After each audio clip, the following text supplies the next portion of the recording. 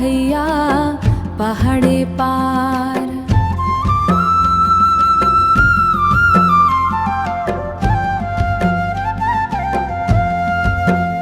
जी हाँ मोर संगी जोहत होही अपन माया के मीठा चार। कौन गाँव के कौन रद्दा है पूछ जाबे सबो डहार।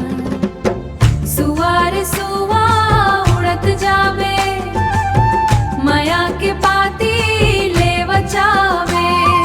मोर मन के हाल सुना दे जाबे संगीला मोर बता देत जाबे।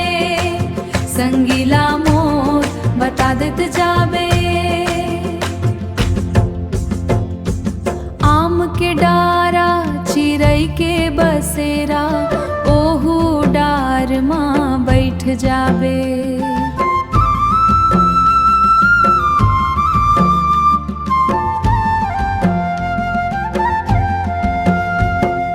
फेर मोर संगी जो मिल जाही कान माओ कर कही देबे।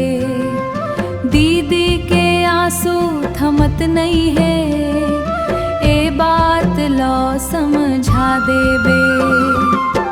सुवार सुवा उड़त जाबे माया के पाती ले बचावे।